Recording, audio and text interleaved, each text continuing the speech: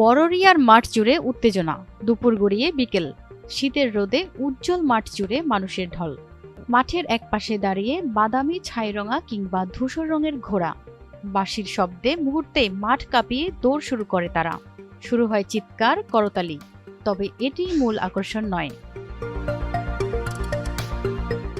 ১৩১তম বারের মতো অনুষ্ঠিত হলো মাগুরার মোহাম্মদপুর উপজেলার বহুল প্রতীক্ষিত বড়রিয়ার ঘোড়দৌড় প্রতিযোগিতা ও মেলা।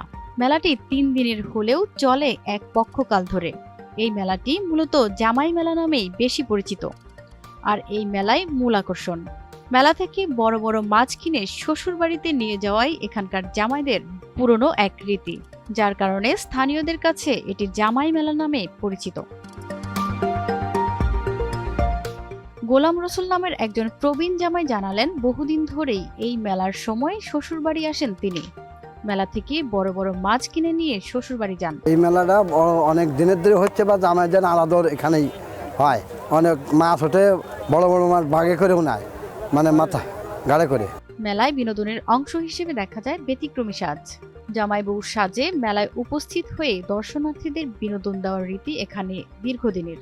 আয়োজকরা বলছেন, মানুষকে আনন্দ দেওয়ার জন্যই এই সাজ।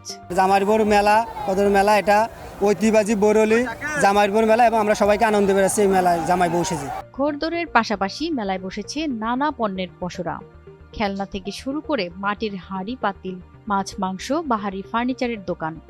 নাগরদোলা সহ শিশুদের জন্য আছে নানা রাইডস। জানা যায়, প্রায় ১৩০ বছর আগে শানু সর্দার, ধনাউল্লাহ সর্দার ও সোনাউল্লাহ সর্দারের উদ্যোগে এই ঘোড়দৌড়ের সূচনা হয়।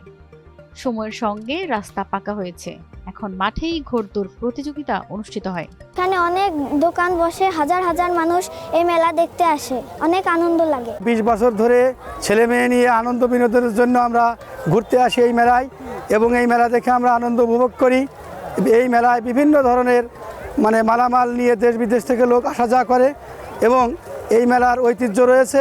৮৩ বছর বয়সী রবিউল মুন্সি নামের স্থানীয় এক বৃদ্ধ জানান, আগে মানুষ কম হতো, এখন মানুষ অনেক বেশি হয়। নাতিপুতি নিয়ে ঘোড়দৌড় দেখতে এসেছেন তিনিও। এই ৮৩ বছরের আগে আমি যা দেখছি, আগে এই মেলায় ঘোড়দৌড় বলতো সাইকেল, গান বাজনা অনেক কিছু হইতো। সময় মানুষ একটু কম হতো, আর এখন মানুষের সংখ্যা বেশি, কায়দা মতো মানুষ হচ্ছে। আমরাও নাতিপুতি নিয়ে আমি আইছি ঘোড়দৌড় মেলা দেখতে। মেলায় প্রধান অতিথি ছিলেন বিএনপির কেন্দ্রীয় কমিটির ভাইস চেয়ারম্যান নিতাই রায় চৌধুরী। তিনি বলেন, লাঠি খেলা, নৌকা বাইচ, হাডুডু ছিল এখানকার মানুষের জীবনের বৈচিত্র্য।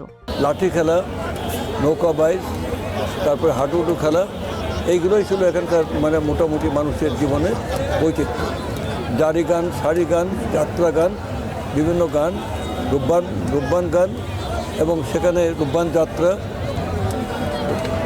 কোনো জায়গা হিন্দু এলাকায় প্রচুর জায়গায় রামযাত্রা ইত্যাদি ইত্যাদি সমস্ত এই সমস্ত জীবনের গ্রামীণ জীবনের সংস্কৃতি ছিল। সেই গ্রামগুলো এখনও আছে।